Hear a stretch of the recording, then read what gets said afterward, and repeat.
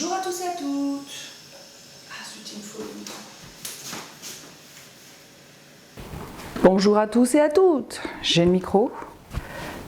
J'ai le café qui s'est fait entre temps. On va choisir une tasse et commencer la journée. Tous les matins, je me choisis une petite tasse dans mon étagère de tasses.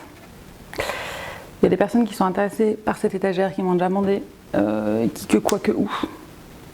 Ça fera... Oh, pardon. Ça fera une prochaine vidéo. Sachez-le, la présentation de toutes ces tasses, cette étagère et plus. Donc, ce matin, qu'est-ce que je vais prendre? Franchement, à chaque fois, c'est la galère de choisir. Je prends cette petite tasse de Gaëlle, le Dolek, qui est une céramiste super, qui fait des super produits. Ce sont tous les... Oh, regarde-moi cette mousse! Récemment, j'ai capté que j'aimais pas le café en fait, parce que je mettais que du lait et du miel. Donc clairement, il y a un petit souci. J'ai parlé avec un cafetier, un mec qui fait du café, qui m'a clairement dit qu'il fallait que je m'achète, que je fasse un filtre en céramique en fait pour faire du café filtre, parce que ce serait beaucoup moins fort. Je pense un jour je vais faire ça. Allez, on va à l'atelier. Aujourd'hui, on va faire des bouteilles comme celle-ci, qui sont des prototypes que j'avais fait. Je souhaite en faire plus pour une cuisson au bois que je vais faire prochainement. Bottles. Voilà, je vais vous montrer de plus près. Donc en fait, moi j'utilise un fichier, un logiciel 3D. Voilà, on a le bazar. Un logiciel 3D où je dessine, en fait, j'ai dessiné d'abord à la main, ça c'est dans une ancienne vidéo que je pourrais vous montrer aussi. Mais... Quand je choisis de faire un nouvel objet, d'abord je fais des recherches, des dessins, des petites annotations, je regarde un peu dans les livres que j'ai, et ensuite je prends des références. Donc, par exemple là je voulais faire des bouteilles, donc je prends des bouteilles, je les mesure et je fais des dessins à l'échelle 1. Ce que je suis en train de faire ici, je teste pour voir si je veux faire des poignées ou quoi. Et j'ai toutes ces parties qui sont en fait les écrasés de ça, qui sont là. Oh là là, mais ça c'est trop le bazar, faut un peu effacer là. Voilà. Et donc du coup, grâce à ça, c'est le bazar, hein, je vais pouvoir créer mes templates. Donc attends, ça c'est... Ok. Grâce au logiciel 3D, j'ai les chablons que je puis ensuite préparer en papier pour pouvoir travailler ensuite la terre plus simplement.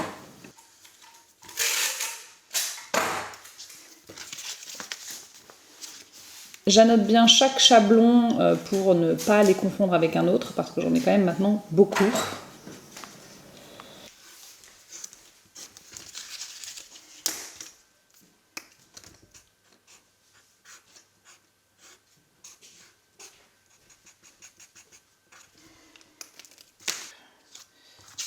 Mais j'ai pas la grandeur, ok.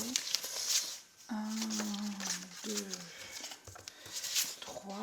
J'avais préparé des plaques de terre la veille qui sont à la bonne consistance, donc la consistance du cuir. Et maintenant je prends tous mes petits chablons et j'essaye de faire 3 bouteilles de chaque dans ces plaques de terre. Je suis choquée. Je pensais pas. On va peut-être mettre un peu de musique. Comme la terre est à la bonne consistance, je peux déjà les pré-former pour qu'ensuite ils sèchent un peu en position. Parce que sinon quand c'est à plat, qu'on laisse sécher trop longtemps à plat, ça craquelle quand j'essaye de les mettre en forme.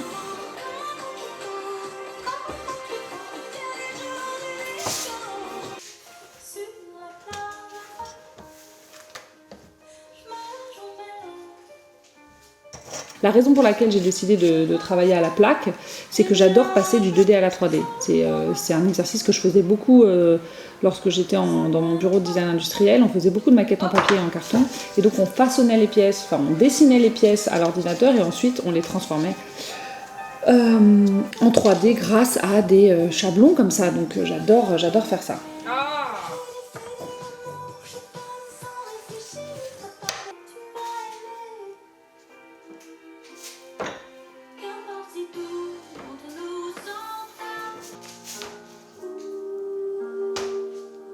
donc je prépare toutes les pièces qui vont ensuite me permettre d'assembler tous les déchets. Je les conserve dans cette boîte pour les recycler, ça je vous montrerai ça plus tard. Je les garde à la température plutôt humide dans la boîte pour que ce soit plus simple à malaxer plus tard.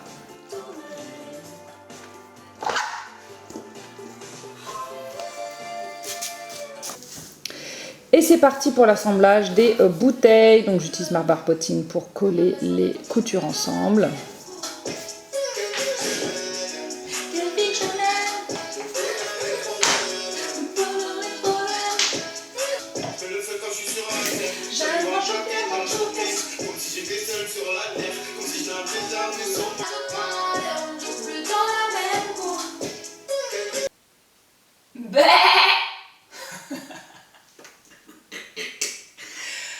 Ça me fait rire à chaque fois quoi. Je suis vraiment teubée quoi. Là je protège les pièces parce que je vais aller manger et que pendant la pause déjeuner il ne faut pas qu'elles sèchent trop sinon elles seront plus dures à assembler.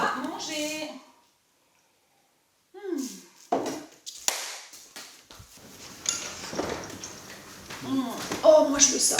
Hop. C'est le triathlon. Non mais C'est le triathlon. non mais une gagnante du triathlon. Il y a une femme, ouais, qui a fait. Oh, nickel. Pédale tout pédale. Voilà, elle est là, la diff.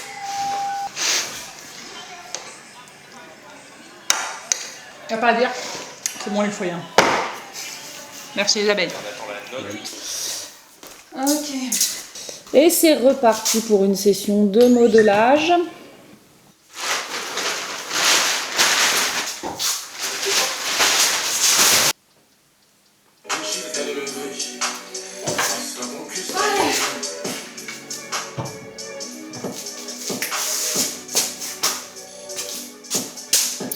J'aime beaucoup passer de la 2D à la 3D et donc la technique de la plaque me correspond parfaitement parce que je peux imaginer les produits en pièces détachées et ensuite faire des plaques, découper les parties et les assembler. C'est vraiment assez simple d'une certaine manière. J'ai testé le tour, hein, j'ai appris à tourner autour, mais je n'ai pas aimé cette technique. J'ai même pas aimé l'uniformité qu'on pouvait avoir. Je sais qu'il y a plein de techniques différentes. Mais en tout cas, moi, ça ne me correspondait pas. Je me rendais compte que je n'arrivais pas à m'approprier le tour, quoi.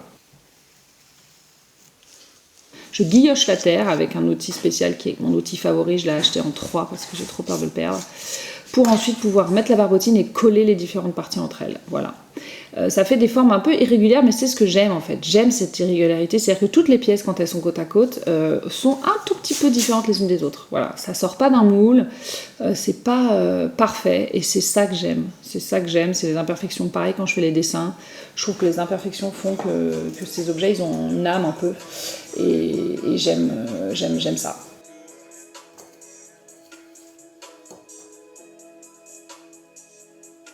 Voilà, donc une première bouteille de fini et on va enchaîner ensuite avec les autres. Je sais pas pourquoi j'ai fait 3 formes différentes, j'aime bien les trios, j'aime bien les trilogies.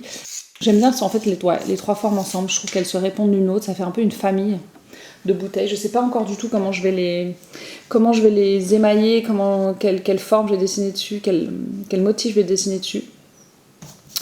Mais j'ai hâte aussi de les voir mis dans le four à feu. Donc comme je vous le disais, je prépare cette pièce pour une cuisson au bois qui va avoir lieu mi-décembre, pas loin de chez moi, avec 3 autres amis céramistes, Louise Ferchaud et Top Tom Céramique, donc Marie et Lucas. Et j'ai vraiment hâte j'ai pris des pièces assez classiques, des tasses, des beurriers et toutes ces bouteilles. Voilà, il y a une seule bouteille qui a une petite poignée, la grosse bouteille basse. J'ai essayé d'en mettre sur les autres, mais ça ne me plaisait pas.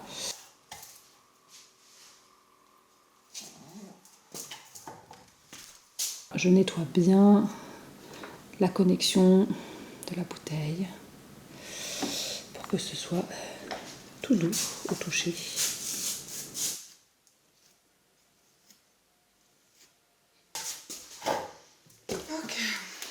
Quand les pièces sont finies, je les range dans mon étagère et là l'étagère est pleine à craquer comme vous pouvez le voir. Donc je décide de faire un four.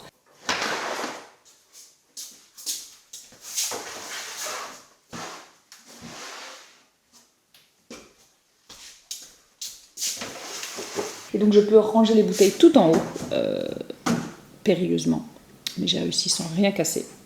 Ensuite je vais passer au nettoyage d'abord de tous les plans de travail. Et ensuite je vais enchaîner sur la cuisson biscuit. Vous allez voir comment ça se passe.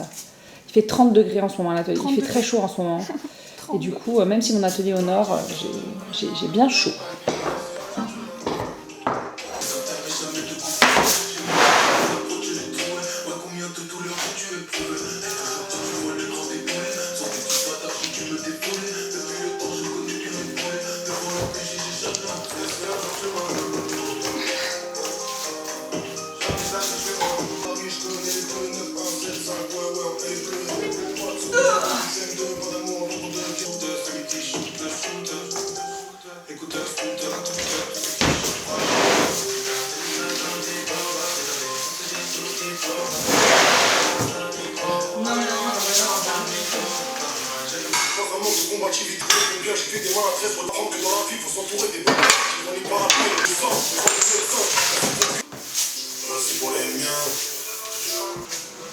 Le ponçage c'est la partie la moins agréable, je dois mettre un masque, en plus comme il fait chaud c'est très compliqué.